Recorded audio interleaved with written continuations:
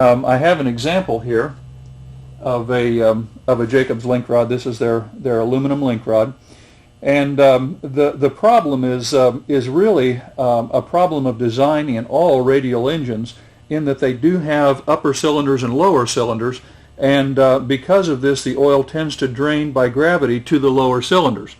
And so oftentimes you can find that after the engine has sat for a period of time, oil will have collected in either cylinder number 4 or cylinder number 5.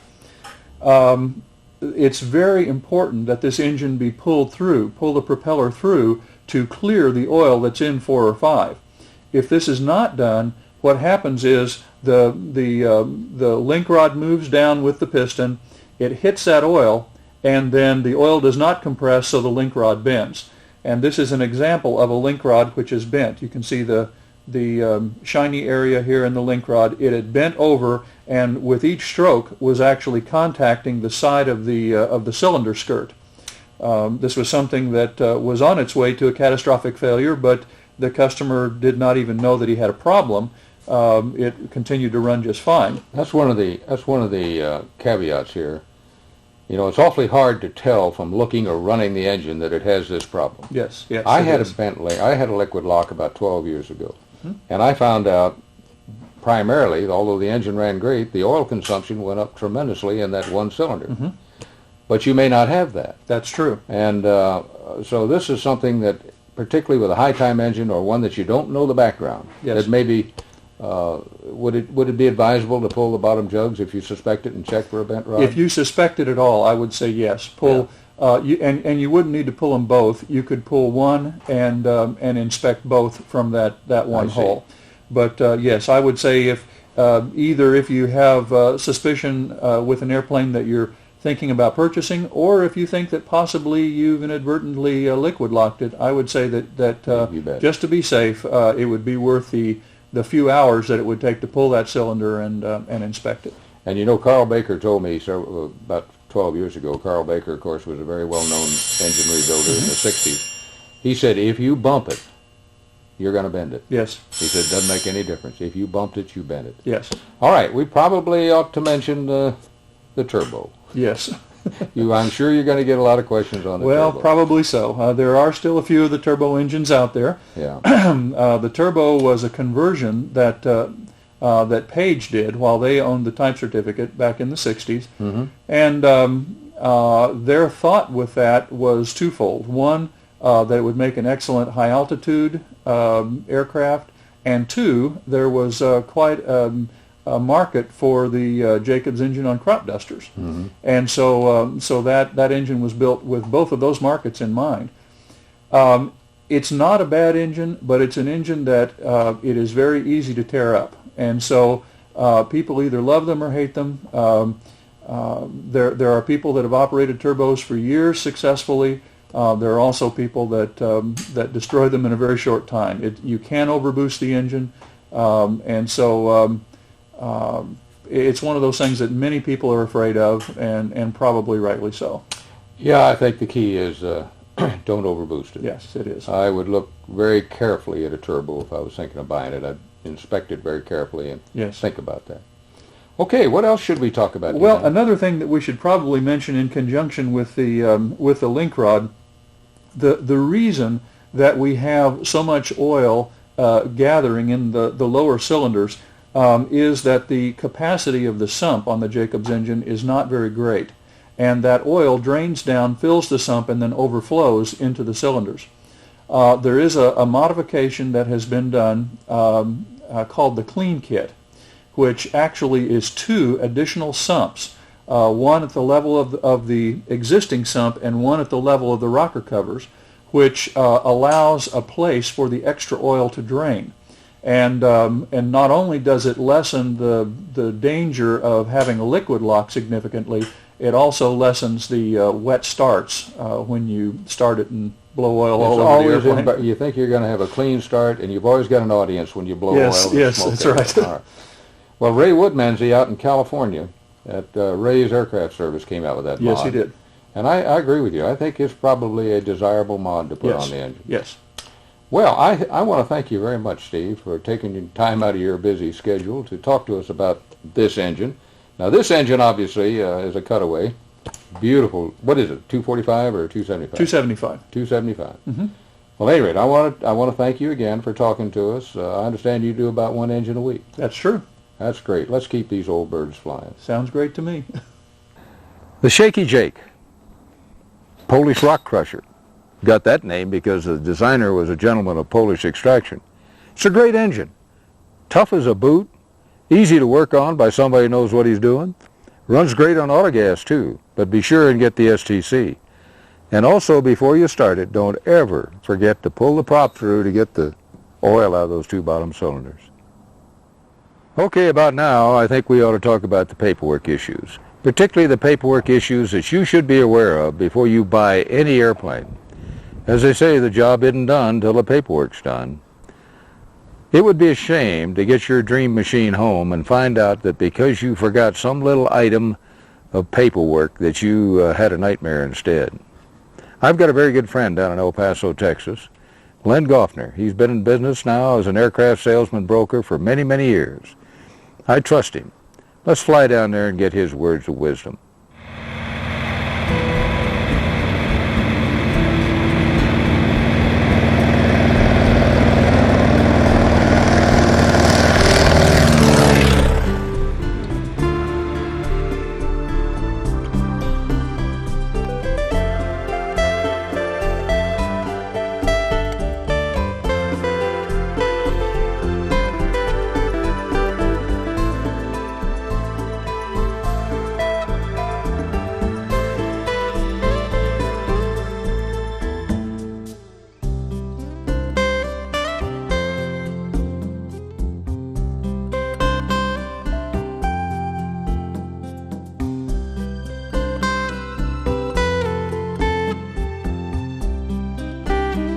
Leonard, it's good to see you. Good to see you. Welcome back to El Paso. Well, I came down to see you. Great. Let's go to your office. Let's do it. Got a car right over here. Good. Well, Leonard, this is certainly a lot better than standing out there on the ramp, isn't it? Yes, sir. It is, with all that airplane noise. You know, you've got to have airplane noise around an airport. But look, what I came down here to talk to you about is how can I protect myself when I buy an airplane? Larry, I'd suggest that you start with the National Transportation Safety Board. Very often, incidents or accidents involving any airplane that you have an interest in may not be available through the FAA, but the National Transportation Safety Board may in fact have a report of it. And the two don't go together. The NTSB and the FAA do not intermingle their records. So when you contact your title company to do the title work, ask them specifically, do a check with the National Transportation Safety Board. It takes 2, 3, maybe 4 days, but have the patience before you run off to buy that airplane to get that information back. May save you some airfare. You may not even want to go look at the airplane if you find it's been destroyed and rebuilt. Now, assuming that you got an airplane that has no incident or accident, then of course the next step is to ask your title company to do several things. The first one I would suggest would be a list of owners. This will tell you several things. First of all, has the airplane been exported and re-imported to the United States? Has the airplane been based in an area with high humidity and high temperatures? Corrosion is certainly a factor with the Cessna 195, and you would want to factor this into the purchase price so it spent most of its life in that environment. The next thing you might want to do is call some of the more recent owners of that airplane and talk to them. And with that list of owners in hand, that's easy enough to do. Once you have satisfied yourself that the ownership of the airplane tracks, then the next thing you want to ask for from the title company is are all of the Form 337s. Now, Form 337 should be on file with the FAA for any repair or alteration of an aircraft. Not necessarily going to be, but they should be. So get all of them you can from the FAA, and this, along with the list of owners where the airplane's been based, the NTSB records, tend to give you kind of a mental picture of what that airplane should be like when you go off to look at it and maybe inspect it further and fly the airplane. Before you do, of course, you need to know who legally owns the airplane. The title search is going to provide the registered owner, of course. That's the man you're probably talking to, but it'll also show if there are any liens still on the airplane from previous owners or maybe even the current owner. Now the problem comes from back in the 80s and even into the 90s, where we had the Resolution Trust Authority that took over a lot of banks. Those banks have disappeared, and in recent years a lot of banks have been bought up or they've been involved in mergers, and many of them banks have disappeared. So if a bank back 20 years ago had filed a lien on the airplane, we hope that they release a lien, but very often banks are quick to put that lien into effect with the FAA, but they're not nearly as quick to release it. So very often on a title search, you're going to find liens going back 10, 20, 30 years or more, maybe even a mechanic's lien. Now, do not be misled by the owner that has a document that may be stamped, paid in full by a bank. That will not satisfy the FAA's requirement to release a lien. So stop if there are any liens. Now, if you want to, and you can locate the bank if they're still available, or the shop that put the mechanic's lien on the airplane, you get on the phone and you could probably arrange for a release of lien. I've given you a copy of that form. Probably you're not going to be able to find the bank, or at least that's usually the experience now. And what I would suggest you do is pay the title company to do that work for you. They do it every day. It's an ongoing problem with aircraft ownership, and they know how to get a hold of these banks or the successor bank. But more importantly, they also know how to prepare the paperwork in a format that the FAA will recognize and will use to release a lien on the aircraft. So once this has been taken care of, now you're ready to go ahead and look at the airplane, inspect it, fly it, and maybe buy it. So how do you handle the money?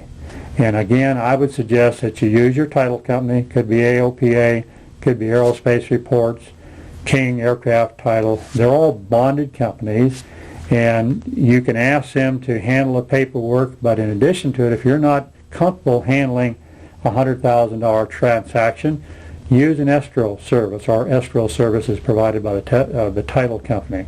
What happens is you send the money to the title company, they hold it in escrow. The owner of the airplane sends a signed bill of sale to the title company. You now go look at the airplane, decide whether you want to buy the airplane or not. If everything is the way it's supposed to be, all you have to do is pick up the telephone, call the title company, release the money to the owner, and by wire transfer he can have it in 1 or 2 hours, and you get in your airplane, have a good flight home. Oh, wouldn't that be a tragedy? Put down your hard-earned money, fly your pride and joy home, and find out that you really didn't own it, that some bank in far-off Timbuktu had a lien on that airplane. Remember, it's not like a car. Just because you have a registration certificate and a bill of sale doesn't mean you have clear title to that airplane. Heed Leonard's advice. Get a good title search. Use an escrow company. Well, we've talked long enough, haven't we? Let's go fly this thing.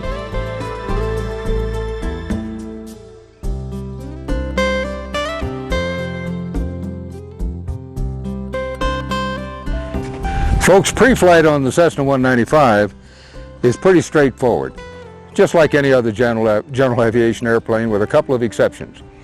A good pre-flight checklist is included in your pilot's operating handbook, the Cessna handbook. The exceptions I want to point out: number one, you must always pull the prop through before starting to clear the oil out of these bottom cylinders that Steve Curry talked about. Now, check the mags before you do it. I've done that. But assume the worst. You might have a hot mag, so always treat this thing as a loaded gun. All right, we start out pulling the blades. 1, count the cylinders. 2, 3, 4, 5, 6, 7. All the cylinders are there. They've all got good compression. That's another thing you're checking. I like to add a few more blades, maybe 4 or 5, just for good measure. All right, having done that, we're ready to start the rest of the pre-flight. Moving around from the prop, of course, we check the oil. 195 holds 5 gallons. That's back from the old days when had steel cylinders. Most modern Jacobs engines, of course, don't really need that much, but I would definitely carry it at least 3.5. Normally I carry mine at 4.5 when I'm on the road. All right, brakes. Be sure and check the wheels and the brakes. Take a good look down here. Tire condition, because remember I said brakes are a no-go item on this airplane. If you lose your brakes, you're going to lose the airplane. Walking around, checking the leading edge. As we get to the ailerons, remember John Hamilton and I think John Collette both mentioned problem with the aileron brackets. Take a good look at these. The earlier airplanes have an AD on the aileron brackets. If they are cracked, it's very hard to see, but nevertheless, take a good look up in there at the aileron brackets.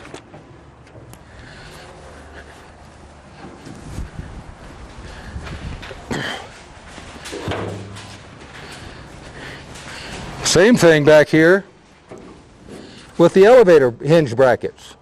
Take a good look at those hinge brackets. There's a 12-pound weight right here that exerts an awful lot of pressure on those hinge brackets.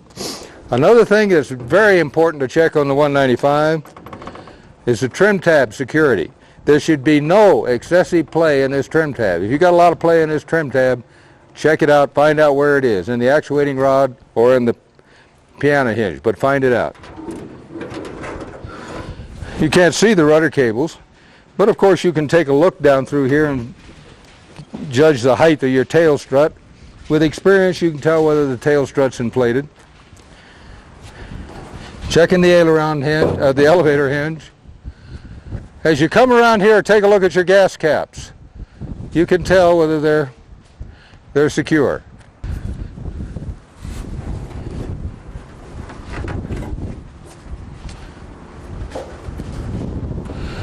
All right, as we come around, we wind up here. Check the left wheel.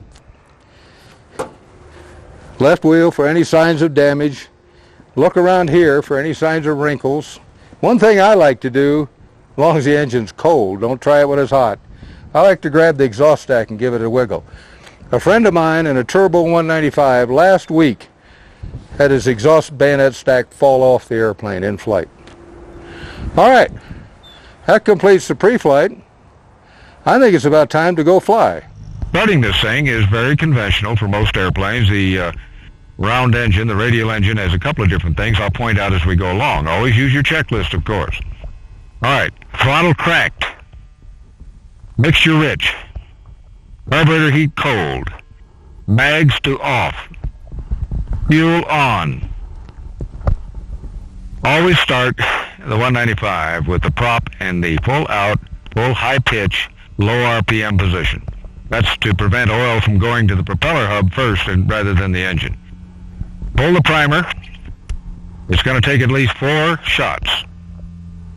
Do not ever pump the throttle on a radial engine to get it started. That'll almost guarantee an engine fire. Okay, we prime it 4 times. There's once, twice, 3 times,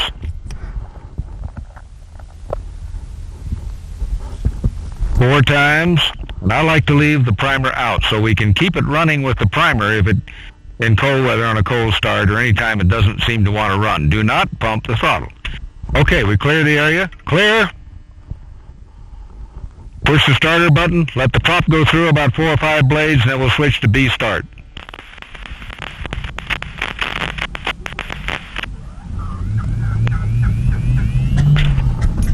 Once the engine starts, bring that primer all the way in. Check for oil pressure.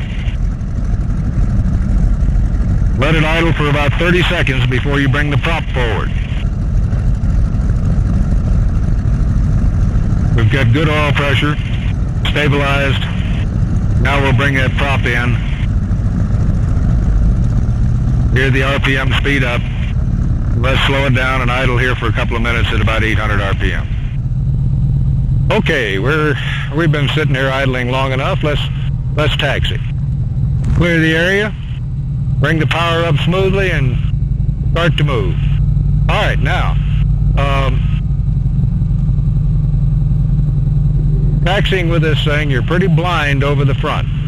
So S-turn as necessary to keep it clear in front. Keep it clear in front. Some of us have a little convex mirror up on the right side, which helps a lot.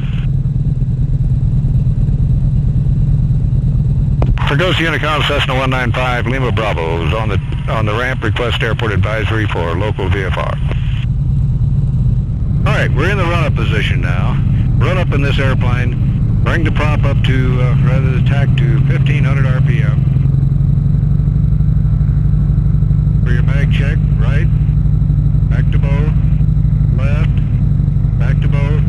While you're at 1500 RPM, cycle the prop. Another difference with the 195 and the ham standard, you look for a 500 RPM drop. First flight of the day, I cycle 2 or 3 times. Second flight of the day, maybe once. All right. Mixture rich, carb heat in, oil pressure, check your gauges, control check.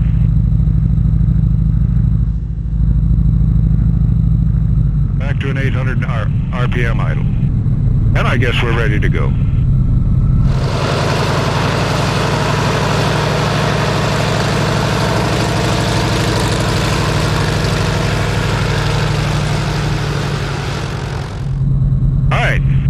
Last minute carb heat check, and if you have a carburetor air temperature gauge, it's a good idea to carry a little bit of carburetor heat on takeoff. This thing's a real ice maker. Trim set, rudder trim, aileron trim, and elevator trim. Here we go.